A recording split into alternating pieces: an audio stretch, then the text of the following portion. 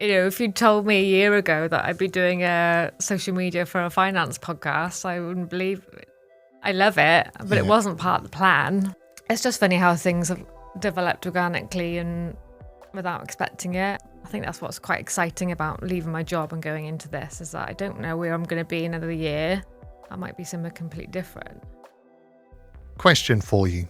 Could you jump from a solid career with a steady paycheck to freelance gigs in a completely new field? Some people would feel excited about it, others completely freaked out. I feel anxious just saying it, but after a decade working as a trained, qualified healthcare professional, my guest this episode decided to go back to her first calling, which is art and design. Ellie Knowler is a brand designer and social media manager, and it's only in the last year that she's committed to this new direction. I followed Ellie's progress on LinkedIn and Instagram, and I invited her onto the show because she offers a brilliant real-world example of building a powerful personal brand that isn't about projecting a flawless, finished image. Ellie shares her real story with all the dreams and challenges that come with it. She's made smart, pragmatic choices in her career change, and as we'll discover, she's also benefited from staying open to unexpected opportunities. I'm Jason Caffrey, this is the Content Mavericks Club, and first up, Ellie unpacks how she got to where she is now. I went to college after school, did art and design, went to uni to do illustration, dropped out after a year because I had imposter syndrome and everyone else around me was amazing, and I thought I'm never going to get a job doing this. So I jumped into a different career in healthcare doing radiography, and I did that for 10 years and loved it. But I told myself when I dropped out of illustration that I would do the creative stuff on the side, and that's what I did.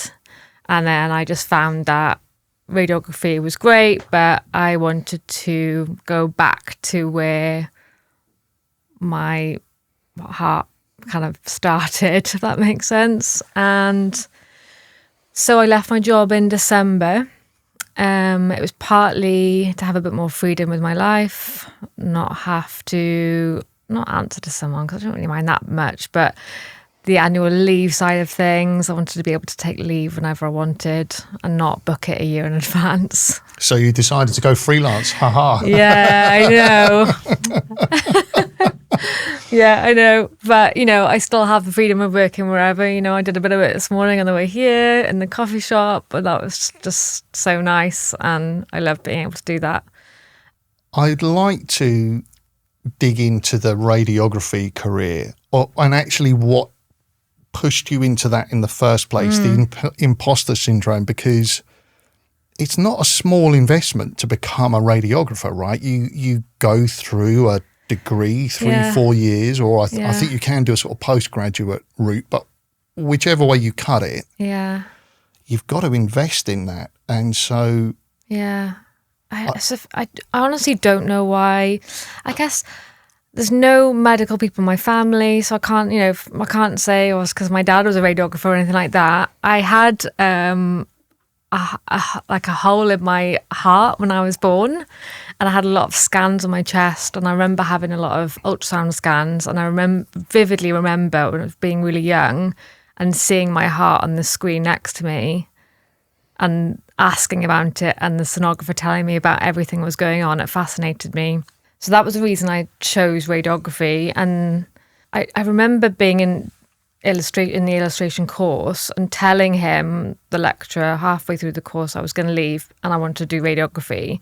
And he helped me incorporate my kind of passion for the human body into my art. And that was really cool. So the end of that course, I ended up doing more like scientific illustrations and anatomy stuff.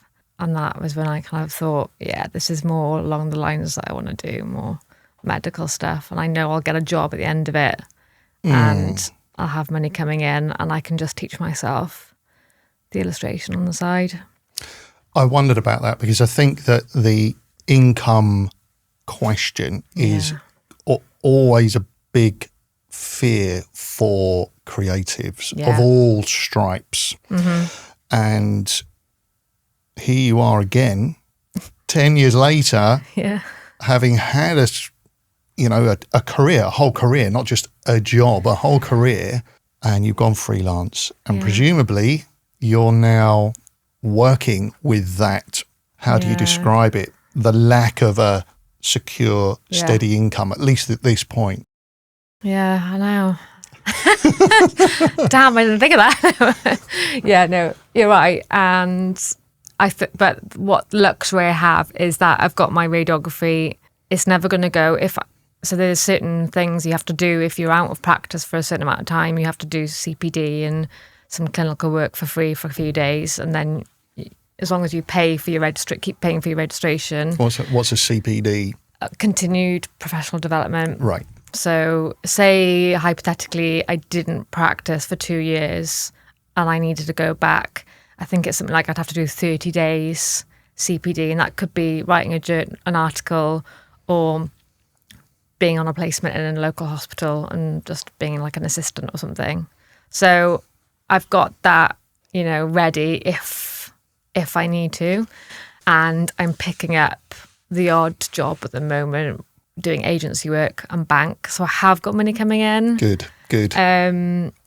But then I just need to... by the way, I didn't want it to sound like, you're flat broke and you're not working at all. No, it's fine. I know, I completely know where you're coming from, because I don't know if I could have jumped straight from a full-time job to freelance. Like I don't think I'd have the guts, to be honest. So knowing that I could pick up these shifts and have a little bit of income stream coming through every month made the transition a bit easier. What now is the direction of travel? I want to get to that and then talk about the content that you're creating. What are you looking for? Where do you want to get to? Yeah. So ideally, what the plan is, so my partner and I really want to go away for a couple of months over the winter. I did it last year. I took 2 months unpaid leave, which was really lucky to get in the job. So ideally, my plan is I'm going to build up a bit of a client base over the next few months so that when it comes to December, January, whenever we decide to go away, I'll have an income stream coming in and I won't have to do the radiography. And then we'll come back next year. I'll see where I am. I'll reevaluate. If I've got enough freelance clients, I don't need to take up any radiography work. If I don't, if I've spent all my money in Portugal, I can go back to that if I need to. So the idea when you talk about going away is you're not talking about dropping work entirely for 2 months, or are you? No, I'd be working from there. Yeah. Working on my client work. Okay, so essentially you're looking at building out a freelance brand design. Yeah, brand, practice. logo, and social media.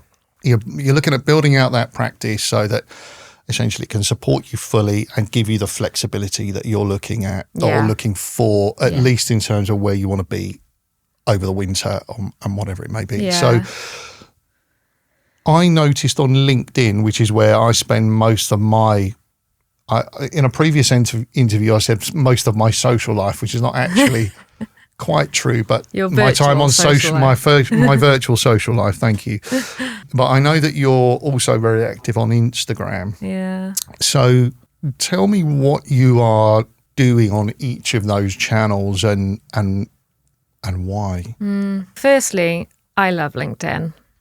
I think it's my favourite platform on social media. It's so welcoming. Everyone's supportive.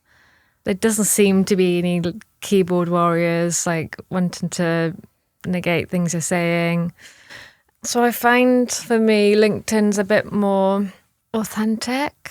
Whereas I think if you were going to ask someone else, they'd probably say the opposite. They'd probably say Instagram is where you can be authentic. LinkedIn is where you're going to be more professional. But I don't find that. And that's just not what I do. So I tend to be a bit more personable, I hope anyway, on LinkedIn. Yeah, I've noticed, for instance, you've posted some pictures of kind of when you've been away for a day or whatever it might be on LinkedIn. Yeah, I think the authenticity question is really interesting because in some respects, I think that LinkedIn is the least authentic platform because there is so much specific purposed content there, and so much of the kind of I've smashed 10k this month and I've done this and I've done the other. But continue. Yeah, no, I agree. And I think that's another reason I like to swing that round a little bit and be a bit more myself on there, so that there's a bit more. And like you said, I posted photos of my local mountains and stuff to bring a bit of organic content to it. Yeah. And then I find with Instagram that I have to kind of curate what I'm going to do a bit more, because I find that Instagram's more of a portfolio for me. Right. Whereas when someone goes to my LinkedIn profile, which I don't think people do that much, and I don't scroll down that far, with the algorithm, your posts can still be seen. They can still come up in your feed. Whereas Instagram, when you go there, and I think when a client wants to go there, they'd scroll through and they'd look at everything. They'd look at the grid. They'd look at what I'm saying. So that has to be I feel a bit more pressure with Instagram. To look good and for it to be, as you say, curated. Yeah. Instagram has that reputation, certainly around how things look, because it's always been a visual platform first and foremost. So that's interesting, because I think of LinkedIn much more as a sort of professional presentation, although I do sometimes check myself because I want to jump on and say something quite inappropriate or a bit rude or whatever. But I do that in conversations, frankly. Not this one, Ellie. Yet. Not yet. and I'm not great actually at producing a beautiful Instagram feed. It is a little bit untidy for me, but I don't feel that I've got a sort of clear definition across them, except that I don't really use my personal Instagram feed. I use Creative Kin's feed. Yeah, maybe that's the wrong way round, but personal branding seems to be getting stronger and stronger, and I've thought a lot about that. I mean, do you think in those terms? I think that's definitely where it's going. I think, especially with AI creeping in oh so heavily, I think there's going to be a bit of a push for personal branding as well. We saw it last year, and I think this year, maybe next year, and it might do a full circle and might go all the way back round. I don't know, but I think at the moment, I'm definitely digging into the personal branding a bit more. So what's working for you or not working for you on good question. Those different channels? Hard to say at the moment, because I'm quite new, and I've only for the past few months, really, since I left my full-time job, trying to be focusing on my social media strategy. So I've not got loads of followers. So it's hard with looking at, analytics. It's not very representative at the moment because I've not put loads out. I'm still trying to be consistent. I think what's working for me on Instagram is showing my creative process. I think that's the best thing. I think I could do a lot more looking at other designers in the industry. They do a lot of reels of how they work, and I just, at the moment, I don't have time to record it, and I'd love to, because that's what you need to be seen as an industry expert. And that's kind of my goal for the next few months, is to do a bit more education. Right. And that not only means that other designers can follow me, but possible clients can look at what I'm doing and think, oh, that's cool, I couldn't do that. Because I think a lot with branding and logos is that people think they can do it themselves, and you can to a point, but that's another thing. Let's not get into that. You are talking to a guy who makes podcasts, Ellie, and But yeah, I want people to know that they can't just jump on Canva and make their own logo and that's it. So that's the goal with that. Anyway, I've digressed a bit. Working with LinkedIn, being personal is working for me, and the carousels are working quite well on LinkedIn. Yeah, tell me more about that, because I'd like to do more carousels. They're not really part of my workflow, so I haven't kind of got a method down that makes it kind of quick and easy for me to do that. I love carousels because I do find if I don't have time to record something and make a reel, if I'm traveling or on a train or whatever, I can just jump on my phone, make it quickly in the phone, and it takes 10 minutes and you can get so much information into a carousel, whether it's 4 slides or 8 or whatever. Pair it with a bit of, well, not on LinkedIn, but a bit of trending audio on Instagram, and it can do really well. Right. On Instagram, if you post with audio, it'll go into the Reels tab. So people that are watching videos, it'll still come up. And if it doesn't engage with the first slide, Instagram will show it to people again from the second slide. Oh, interesting. So if you make your first or second slide quite engaging, it should take off a little bit. Yeah. Well, that's helpful of Instagram, isn't it? Yeah, I know. Surprising, right? So you can just be photos with a couple of bits of text over them. It's a great way of telling a story. You know, for me, I can show my creative process. So I can start it with, I had a client who needed a rebrand for their biking business. I can start with the sketches. I can tell them how we got to the end and then how it's benefiting the client and what they've done with it since. Yeah. And that's something like when you talk about building it on your phone, you're just doing it in the Instagram app. Well, I do carousels in Canva. Oh, yeah. It's pretty easy compared to making a reel, I think. And you are also working on a podcast, which is how we first met. And you know, you got in touch with me for some advice about how to promote a podcast, which is, you know, thank you for doing that. And I do hope it was useful. But it is not an easy thing to do, is it? Grow a podcast. So absolutely not. Tell me, because your brief is to do exactly that, isn't it? Yeah. So she needed help. So she found me. Can we say who it is? I think so. Can we? Yeah, go on. Yeah. So it's a 50 Faces podcast. Yeah. Hosted by Aoifinn Devitt. She's force of nature. Yeah. In all aspects, including the finance and investment, which is her role. And she interviews people in finance and investment of diverse backgrounds and not diverse, but it's a very diverse group of people. Yeah. And that's the point of it. So she found me because I have a friend who rode the Atlantic. Do you know the story? No. So she rode the Atlantic with a couple of other girls and they needed someone to do their social media whilst they were at sea. So I did their social media. I created reels and stuff from the video footage that they were sending me of them rowing or the whales that they were seeing from underwater. It was pretty amazing. A couple of reels went viral, but Aoifinn had seen, because she knows one of the team members through the finance industry, she'd seen the social media and she'd asked one of the team members, who's doing your social media? I love her storytelling. I need her on my team. And she put us in touch, and I've been working with her for about a year now.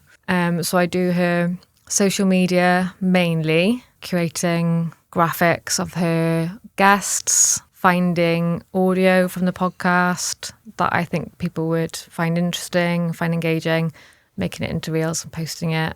But it is hard. LinkedIn is great because the audience is LinkedIn.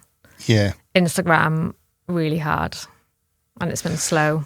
Yeah, I find that LinkedIn actually drives quite a lot of traffic to the Content Mavericks Club. I have to say most recently from my guests, because I've been actually very bad myself at kind of putting out clips myself, but I like to, as I will with you, I like to create some clips and just of the guest so that they've got something useful out of this for themselves. And I find that LinkedIn does, but Instagram, I think I more and more think of it as just a different channel for the content, a different way to present the content, and almost an entirely different audience who are really looking for something else. I think that there is some progress from those channels, and certainly I know that some podcasters do achieve that. But it can be quite tricky. Are there any other sort of tactics that you're exploring with Aoifinn? So going back to Instagram, I think the reason we struggle a bit is that the podcast is 95% audio only. There's no video. She's busy. She's on the move. She's often interviewing in through Zoom. So the quality of the video wouldn't be great anyway, not like this. So I think that's the hardest thing for Instagram, because it's so kind of reel focused and video focused, and we don't really have any of that to play with. And the audience on Instagram is a little younger. So what we're exploring now is trying to create some posts for Instagram with more value for young professionals. So seeing it as a place they can come for inspirational stories of career empowerment, tips for finding jobs. And then all of the guests on the podcast are always asked, what would you tell your younger self?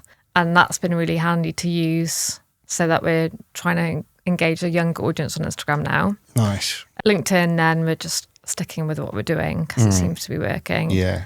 LinkedIn, I find actually the posts that do the best for this podcast in particular are just photos of her and the guest. They go wild. Really? Yeah.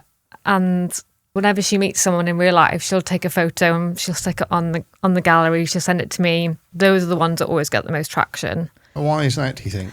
Again, going back to the personal brand, I think people love her, and we need to remember that she's an expert. She's personable. She's lovely. People get on with it. She knows a lot of people. Yeah. So anything that... She really does, doesn't she? She's got this enormous... huge network. Yeah. Well, she's based between Chicago, London. She's kind of everywhere, but I think that's why the photos have been doing really well. So whenever she sends me a photo with a guest that she's bumped into at a conference or something, I'm like, right, yes, here we go.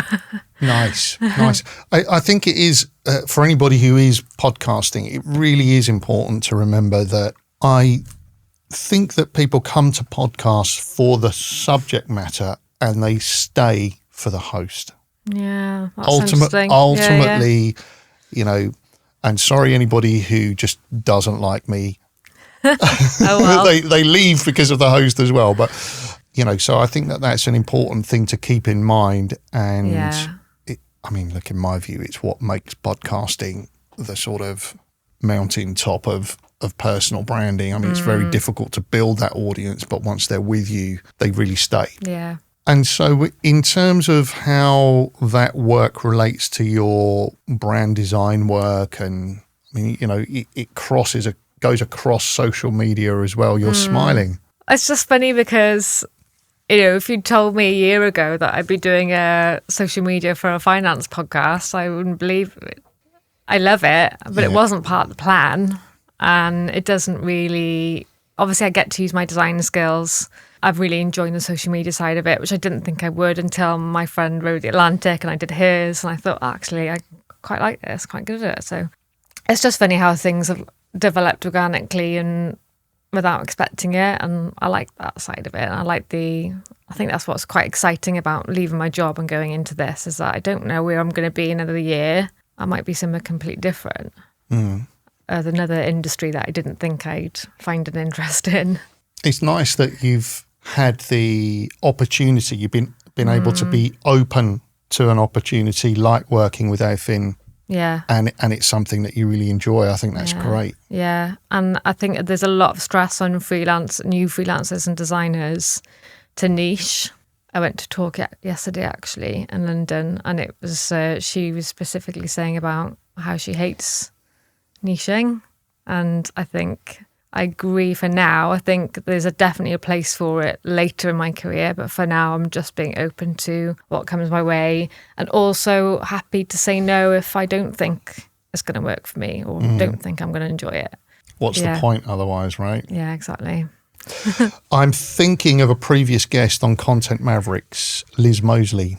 Are you in touch with Liz? Yeah, so it was literally her that I was just talking about. It was her talk that I saw yesterday. Oh, was it really? Of course, because she's an Adobe ambassador, isn't she? Yeah.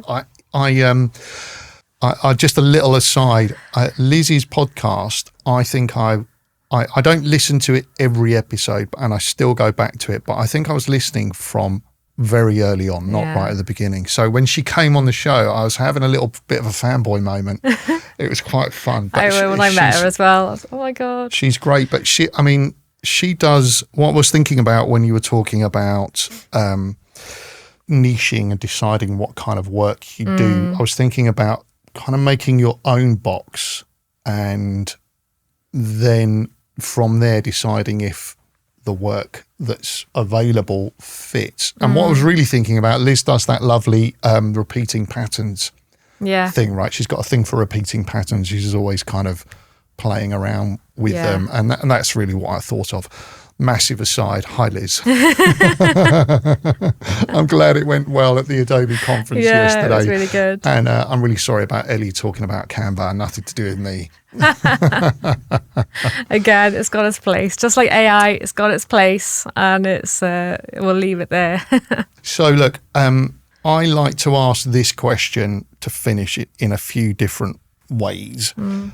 I think it's a really fascinating sort of career bookended by creativity. It's not over. I make it sound like it's finished. You know, if you could make a different decision at any point, maybe it was when you were deciding the radiography career, or maybe it was at an earlier point, is there just a different decision that you might have taken?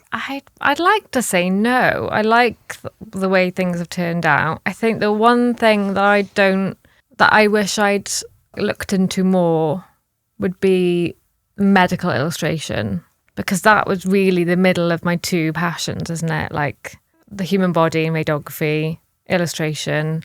The only reason I didn't go into it is because the only course I believe at the time was in London, and I was in the most west part of Wales, and I didn't want to leave and go that far away from home, so I didn't do it. But I'd like to have maybe figured out whether I could have done that on my own rather than going to uni. Doesn't mean I still can't. No. But or even just lean into it in some way.